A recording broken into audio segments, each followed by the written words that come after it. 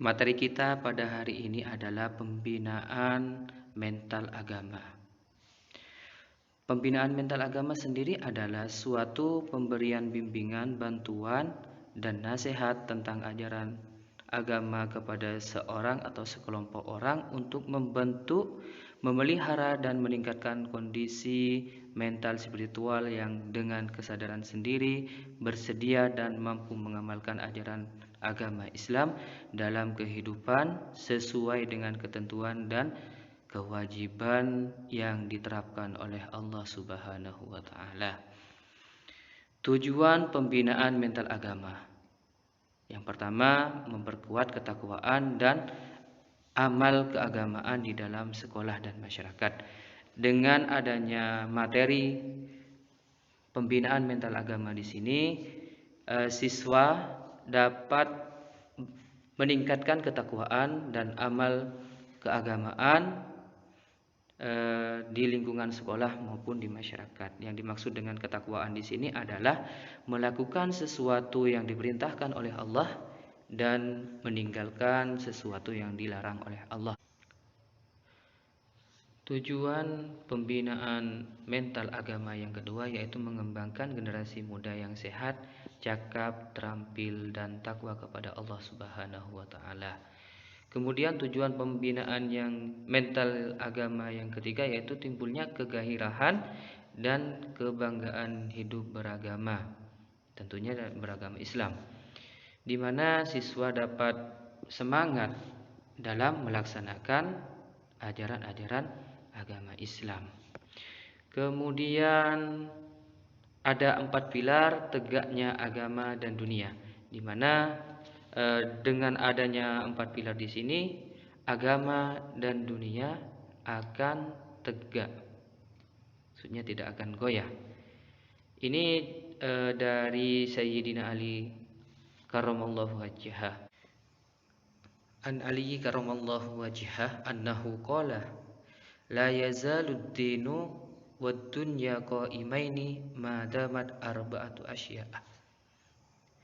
Ini dari Sayyidina Ali karramallahu wajhah, bahwasanya beliau mengatakan agama dan dunia akan senantiasa tegak berdiri selama ada 4 perkara.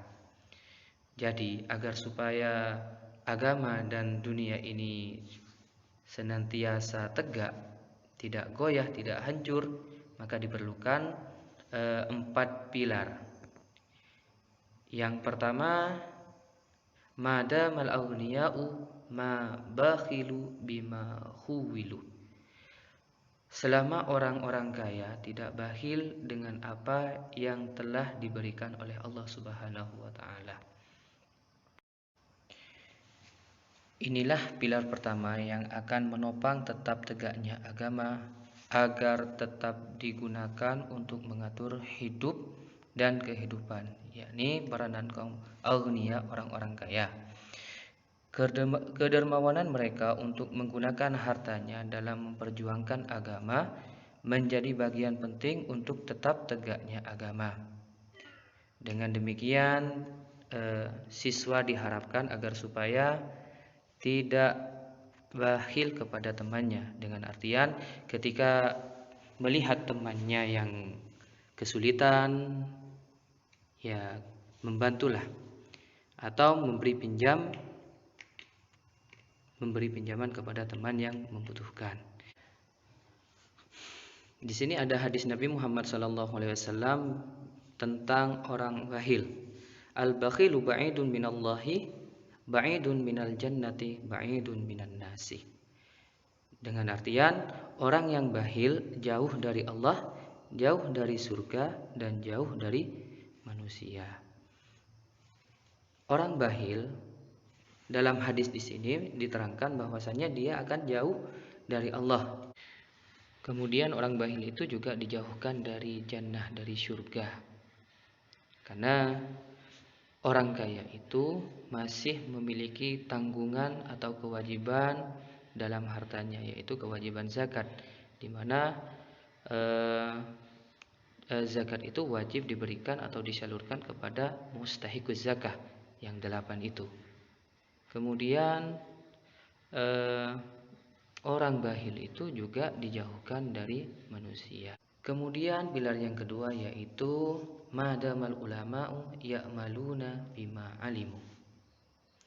Dengan artian selama ulama, orang-orang yang berilmu mengamalkan apa yang telah mereka ketahui. Ini yang dikatakan mengamalkan ilmu yang diperoleh. Karena ada pepatah mengatakan al ilmu bila amalin kasyajarin bila thamarin. Ilmu pengetahuan dengan tanpa adanya pengamalan maka itu seperti pohon yang tidak berbuah. Bagaimana kalau pohon yang tidak berbuah? Tidak ada manfaatnya.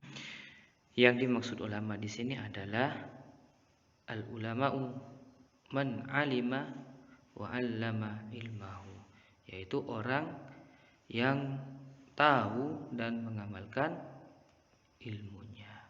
Berarti kalau kita mengetahui sesuatu hukum Islam, kemudian kita mengamalkan yang kita ketahui itu kita bisa dikatakan ulama, walaupun tidak sama seperti ulama-ulama terdahulu, tidak sama seperti Imam Syafi'i, Imam Hanafi, Imam Hambali ataupun Imam Maliki.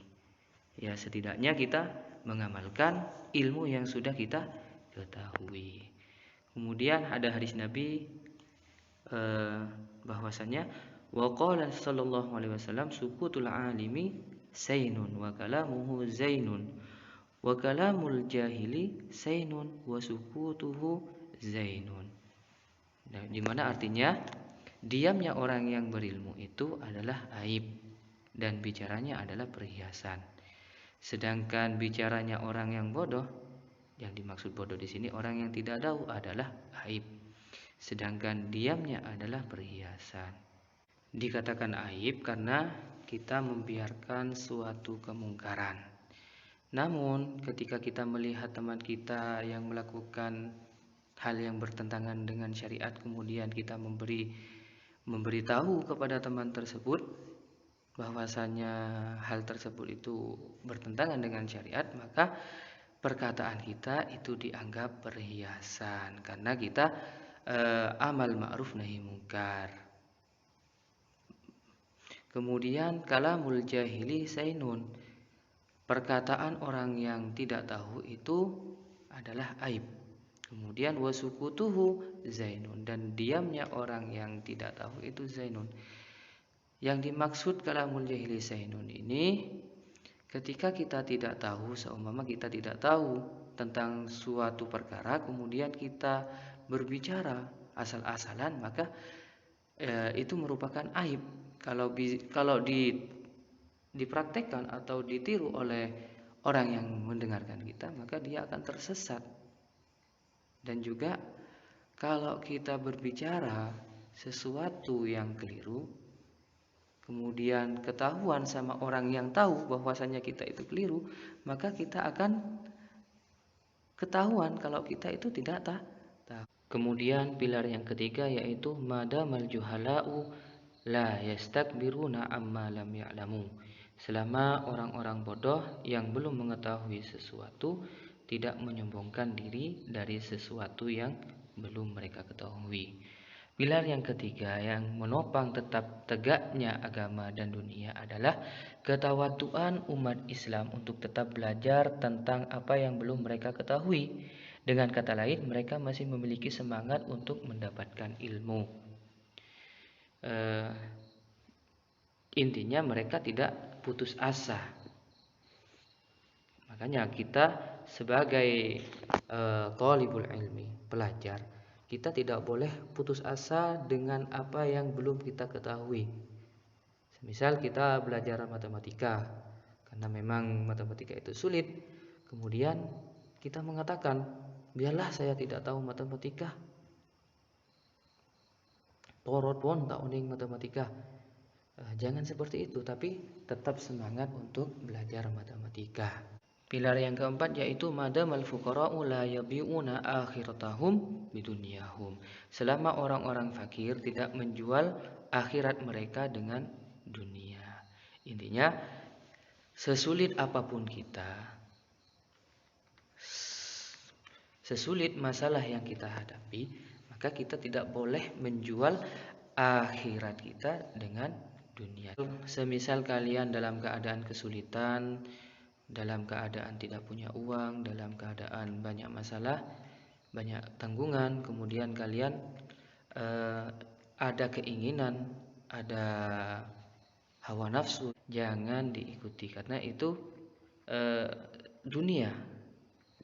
Di mana dalam An-Nisa di sini ayat 77 dikatakan kul mata'ud dunya qalilun wal akhiratu khairun liman ittaqa wa la tudlamuna fatila. Katakanlah bahwasanya perhiasan dunia itu qalil, hanya sebentar. Wal akhiratu, sedangkan kenikmatan di akhirat itu khairun, lebih baik. Berarti kenikmatan akhirat itu jangan ditukar oleh dunia yang hanya sebentar atau sedikit. Jangan sampai masalah yang kita hadapi itu sampai menjual akhirat dengan dunia. Kesimpulannya, kita sebagai umat beragama Islam, kita harus memiliki mental agama yang kuat. Dengan artian kalau kita dalam posisi kaya, maka kita jangan bakhil. Kalau kita melihat teman yang dalam keadaan kesulitan, maka kita bantu. Kalau kita dalam posisi orang yang tahu, maka harus mengamalkan ilmu yang kita ketahui. Kemudian kalau kita tidak tahu, maka jangan bangga dengan hal yang tidak kita ketahui. Kemudian kalau kita fakir, maka jangan sampai menjual akhirat ditukar dengan dunia yang sedikit. Mungkin sampai di sini presentasi tentang materi pembinaan mental agama. Mudah-mudahan dari awal materi bermanfaat, barokah, sehingga dapat menumbuhkan mental agama kita. Akhiran, ihdinas siratal mustaqim. Assalamualaikum warahmatullahi wabarakatuh.